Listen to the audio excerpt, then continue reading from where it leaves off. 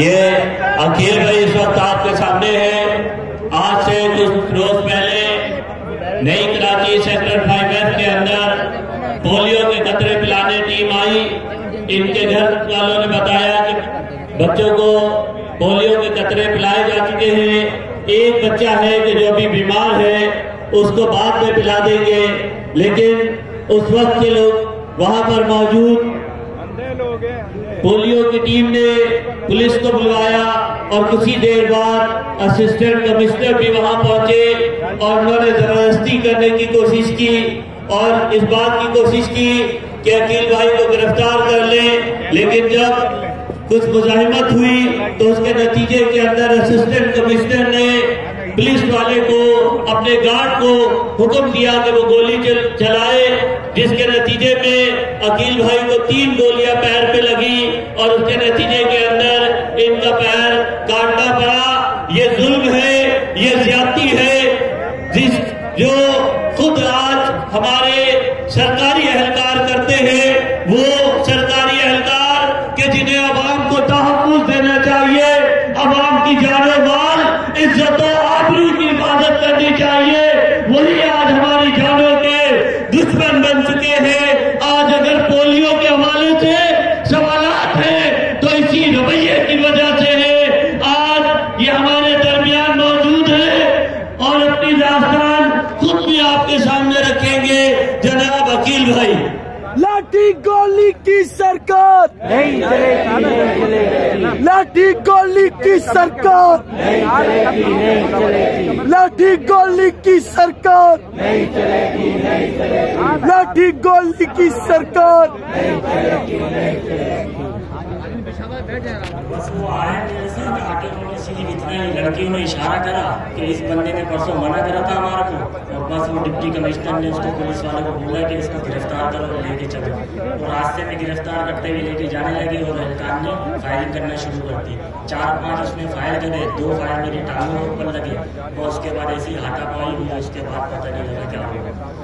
15 سے 20 منٹ کے اندر ان لوگوں نے بس یہ فائرنگ کرنا شروع کری ہے، اور جس کی وجہ سے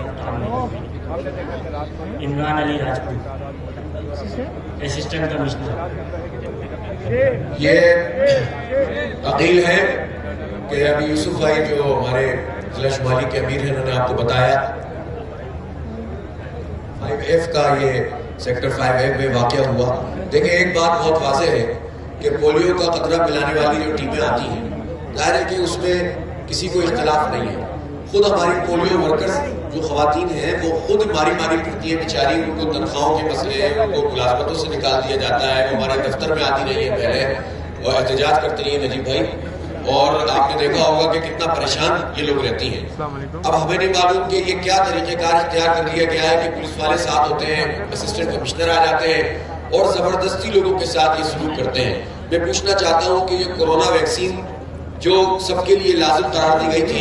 کہ تمام جو ہماری لا انفورسنگ ایجنسیز ہیں ان کے لیے کورونا ویکسین لازمی قرار دی گئی تھی؟ نہیں دی گئی تھی، باقاعدہ استثناء دیا گیا تھا مختلف اداروں کو۔ تو جب کورونا جیسی وبا میں یہ کہا گیا تھا کہ لوگ اپنی مرضی سے لگوائیں، تو کسی کو بندوق کی نال سے تو آپ قطرے نہیں پلائیں گے نا، جبکہ یہ بتا رہے ہیں کہ ہم پولیو ویکسین کے قطرے پلا چکے ہیں، اور اس پر جب تھوڑی سی اگر جو ہے وہ بات چیت میں تیزی آئی تو فوری طور پر انہوں نے جو ہے اسسٹنٹ کمشنر صاحب نے پولیس کو طلب کر لیا، ان کو گرفتار کرنے لگے، اور یہ گرفتاری کا کوئی ایک واقعہ نہیں ہے، شہر میں اسی وقت اسی طرح سے جو ہے وہ دندناتے پھر رہے ہیں۔ تو اس لیے ہم یہ سمجھتے ہیں کہ یہ ظلم ہے جو کراچی کے شہریوں کے ساتھ بلکہ پورے صوبے کے شہریوں کے ساتھ کیا جا رہا ہے، یہ نہیں ہونا چاہیے۔ پولیو کے قطرے پلانے پر کسی کو اعتراض نہیں ہے، اس کا میکینزم درست کیا جائے، اس کا طریقہ کار درست کیا جائے کہ تحفظ کے نام پر جو پولیس والے ساتھ لا کر یہ جگہ جگہ گلیوں محلوں میں جاتے ہیں۔ دیکھیں اب اللہ کا شکر ہے کہ دہشت گردی کے حالات نہیں ہیں، وہ جو بہنیں ہماری مائیں آتی ہیں کام کرنے کے لیے ان کو تحفظ فراہم کرنا انشاءاللہ۔ یہ پورا ہمارا شہر کراچی کے جو لوگ ہیں وہ عورتوں پہ ہاتھ نہیں اٹھاتے ہیں، پورا محلہ تحفظ کرتا ہے ان کا، لیکن اگر پولیس والے اس طرح سے اور اگر یہاں پر اس طرح کا یہ پورا بیوروکریسی یہ نظام بنائے گی تو ظاہر ہے اس کو قبول نہیں کیا جا سکتا۔ میں خود ان کے گھر گیا تھا، ان کی عیادت کی تھی، جماعت اسلامی نے اس پورے مسئلے کو دیکھا ہے۔ مجھے کمشنر صاحب نے کہا بعد میں ایک جگہ ملے، کہنے لگے کہ آپ کو صحیح بات نہیں بتائی گئی۔ میں نے ان سے کہا کہ ہمیں نہیں معلوم، بات جب بھی کہیں جھگڑا ہوتا ہے تو دنیا کا قاعدہ ہوتا ہے احتکار کے مطابق حل کیا جاتا ہے، لیکن گولی چلانے کا اختیار آپ کو کس نے دیا ہے؟ کسی کمشنر کو، کسی اسسٹنٹ کمشنر کو کوئی حق حاصل نہیں ہے کہ وہ نہتے شہریوں کے اوپر گولیاں چلائے۔ اگر وہ یہ کام کریں گے تو بیوروکریسی کو سمجھ لینا چاہیے کہ جماعت اسلامی ان کی مزاحمت کرے گی۔ ہم اس پورے سسٹم کو جس میں یہ اس طرح سے ایک تو ہمارے ساتھ ویسی زیادتیوں، ویسے ہی جو ہے وہ ہمارے چیزوں کے اوپر قبضہ کیا جائے، اور پھر بہانے سے اگر ہمارے جوانوں کو اس طرح معذور کرو گے تو ہم خاموش نہیں رہیں گے۔ اس پورے دھرنے کی وساطت سے میں یہ کہنا چاہتا ہوں کہ ایف آئی آر کٹنی چاہیے اس پولیس اہلکار اور اسسٹنٹ کمشنر کے خلاف۔ ایف آئی آر پہلے کٹے گی، پھر اس کے بعد بات چیت کریں گے، پھر مقدمہ چلے گا، پھر دیکھیں گے۔ لیکن اگر آپ اس طرح سے ایف آئی آر نہیں کاٹیں گے، اس کا مطلب ہے کہ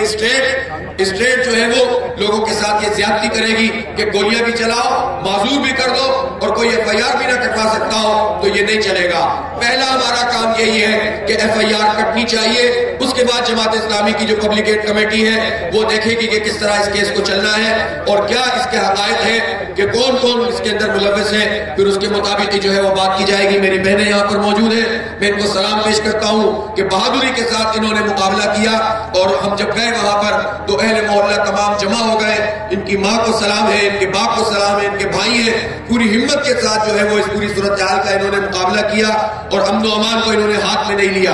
اگر محلے کے لوگ امن و امان کو خراب کرنا چاہتے تو ظاہر ہے آپ کو پتا ہے کہ ان آبادیوں کے اندر یہ سلسلہ رکتا نہیں ہے، اور بعض لوگ تو بیٹھے ہوئے ہوتے ہیں کہ کسی طرح سے یہاں پر انتشار پیدا کیا جائے۔ ہم جماعت اسلامی نے چونکہ اس کے معاملے کو ٹیک اپ کیا تو ہم نے انتشار سے بھی روکا اور عوام کے املاک کو نقصان پہنچانے سے بھی روکا، لیکن ہم یہ سمجھتے ہیں کہ فوری طور پر ایف آئی آر کٹنی چاہیے، 1 سے 2 دن میں یہ ایف آئی آر کٹنی چاہیے۔ یوسف بھائی یہ دھرنا یہاں پر موجود ہے، میں کمشنر صاحب کو بھی اور ڈپٹی کمشنر صاحب کو بھی، ان کو بھی یہ کلیئر میسج دیتا ہوں کہ ایف آئی آر کٹے بغیر کوئی بات چیت نہیں ہوگی، اس کو فوری طور پر کاٹا جائے۔ آپ لوگوں کو یہ سب بات جو ہے وہ منظور ہے؟ پورے درجے کے لوگ جو ہے وہ اس عقیل کی پشت پر کھڑے ہوئے ہیں، کوئی بات نہیں، ایک آزمائش اس پر آئی ہے، ان کے گھر والوں پہ آئی ہے، انسانی جان کی، انسان کے کسی عضو کی کوئی قیمت نہیں ہے، لیکن انہوں نے یہ قربانی دی ہے، لیکن ہم آئندہ اپنے بچوں کو معذور ہونے سے بچانا چاہتے ہیں۔ اس دہشت گردی سے جو خود حکومت کی سطح پر کی جائے گی تو پھر وہ کون سی دہشت گردی کے خاتمے کی بات کرتے ہیں؟ یہ اب نہیں چلے گا، اس شہر کے بچوں پر گولیاں نہیں چلنے دیں گے۔ بہت واضح طور پر ہم اپنا یہ موقف پیش کر رہے ہیں۔ بہت بہت شکریہ جناب۔